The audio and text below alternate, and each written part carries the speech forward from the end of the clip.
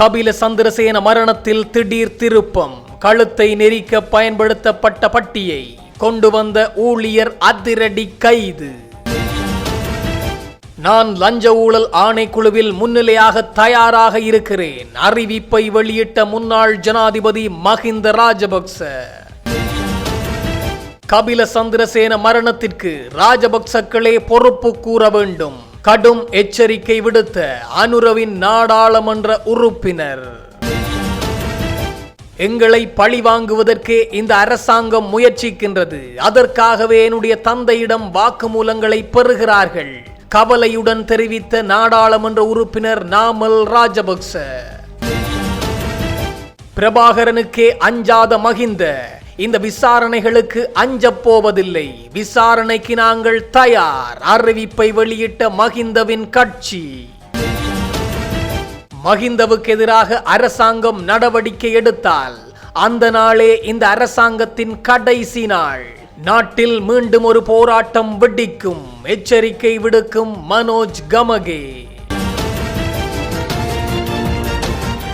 ஸ்ரீலங்கன் விமான சேவை நிறுவனத்தின் முன்னாள் பிரதம நிறைவேற்று அதிகாரி கபில சந்திரசேன திட்டமிட்ட அடிப்படையில் தன் உயிரை மாய்த்துக் கொண்டாரா என்ற சந்தேகம் எழுவதாக விசாரணை அதிகாரிகள் தெரிவித்துள்ளனர்.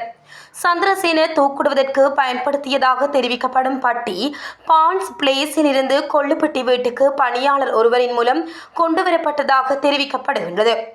குறித்த பட்டியானது கடந்த 7ஆம் தேதி கொண்டுவரப்பட்டதாக தெரிவிக்கப்படுகின்றது. பட்டியை கொண்டு வந்து கொடுத்த பணியாளர் இந்த விடயம் தொடர்பில் காவல்துறையினரிடம் வாக்குமூலம் ஒன்றை வழங்கியுள்ளார். இதன் அடிப்படையில் கபில சந்திரசேன தனது சில ஆடைகளுடன் இந்த பட்டியையும் எடுத்து வருமாறு கூறியதாக பணியாளர் வாக்குமூலம் அளித்துள்ளார். சந்திரசேன இந்த பட்டியை ஜிம்முக்கு அடிக்கடி எடுத்து செல்வதனால் அது குறித்து தமக்கு சந்தேகம் ஏற்படவில்லை என குறித்த பணியாளர் தெரிவித்துள்ளார்.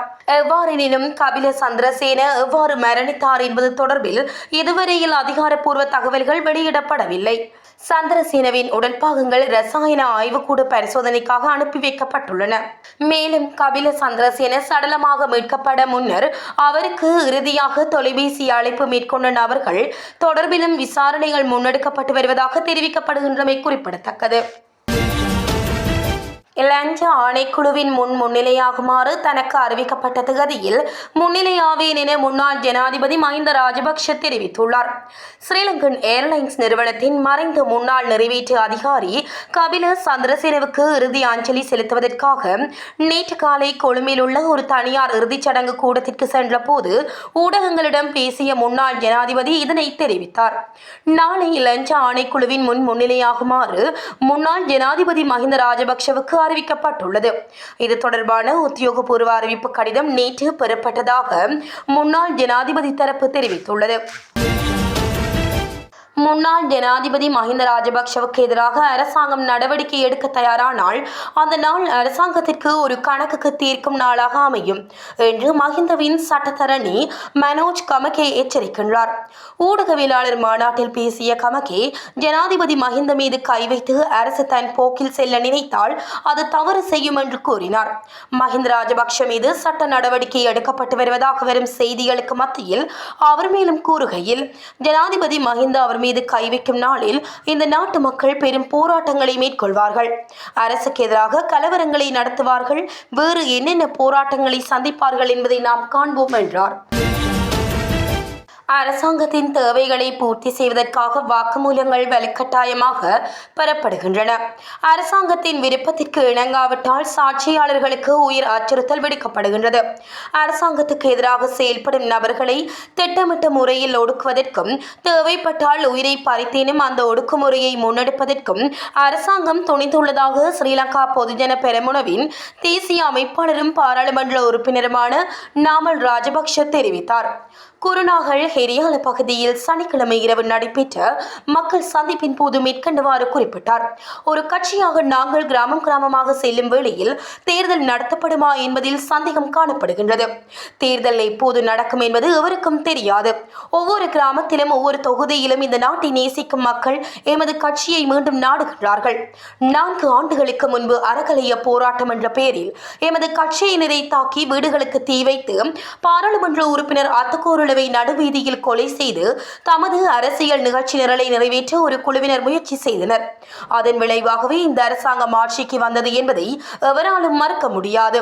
உண்மையான நோக்கத்தில் போராட்டத்தில் ஈடுபட்டு இந்த நாட்டின் முறைமை மாற வேண்டும் என்றும் எதிர்கால சந்ததியினருக்கு ஏற்ற வகையில் அரசியல் நவீனமயப்படுத்தப்பட வேண்டும் என்று நினைத்த இளைஞர்களுக்கு, பேராசிரியர்களுக்கும் கூட அப்பட்டமான பொய்களை கூறி ஏமாற்றியே இந்த அரசாங்கம் பதவிக்கு வந்தது. பாராளுமன்றத்தில் ஒரு கேள்வி கேட்டால் மீண்டும் கொள்கை பிரகடனத்தை படிக்குமாறு கூறுகிறார்கள்.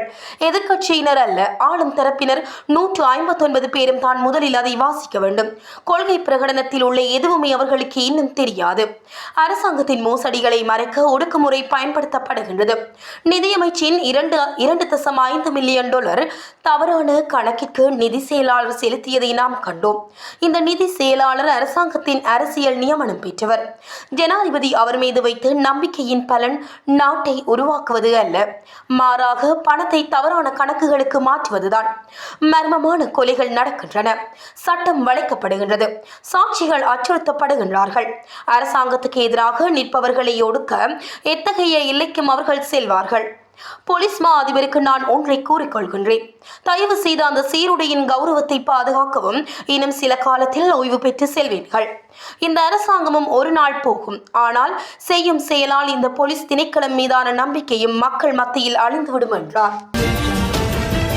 பயங்கரவாதத்தை ஒழித்து பிரபாகரனுக்கே அஞ்சாத மஹிந்த ராஜபக்ஷ சாதாரண விசாரணை ஆணைக்குழுக்களுக்கு முன்னால் முன்னிலையாக ஒருபோதும் தயங்கப் போவதில்லை.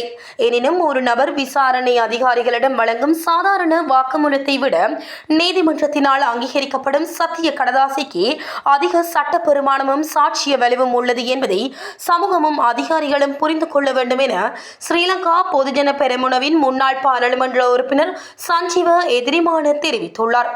கொழும்பில் ஞாயிற்றுக்கிழமை ஊடகங்களுக்கு கருத்து தெரிவிக்கும் போதே அவர் மேற்கண்டவாறு தெரிவித்தார்.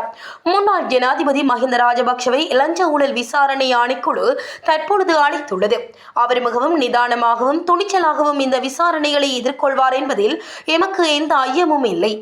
ஆனால் இந்த விசாரணை முன்னெடுக்கப்படும் விதம் குறித்து நாம் கேள்வி எழுப்ப வேண்டியுள்ளது. ஸ்ரீலங்கா ஏர்லைன்ஸ் நிறுவனத்தின் முன்னாள் தலைமை நிர்வாக அதிகாரி கபில சந்திரசேன வழங்கியதாக கூறப்படும் ஒரு வாக்குமூலத்தின் அடிப்படையிலேயே இந்த அழைப்பு விடுக்கப்பட்டுள்ளது.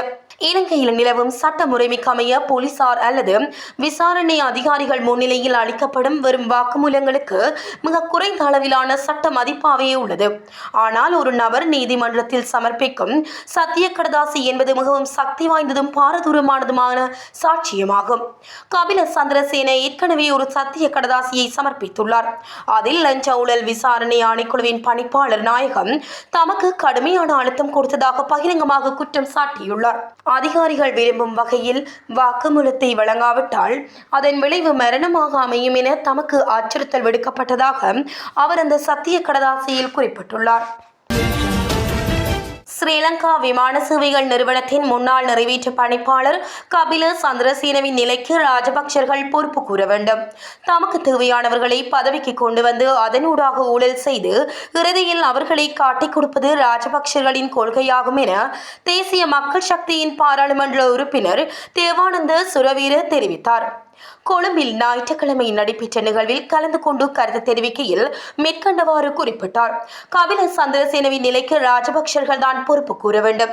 சிறந்த வர்த்தகரான கபில சந்திரசேனவை ராஜபக்சர்கள் ஸ்ரீலங்கா விமான சேவைகள் நிறுவனத்தின் பிரதம நிறைவேற்று அதிகாரியாக்கி தமது தேவையை நிறைவேற்றிக் கொண்டார்கள்.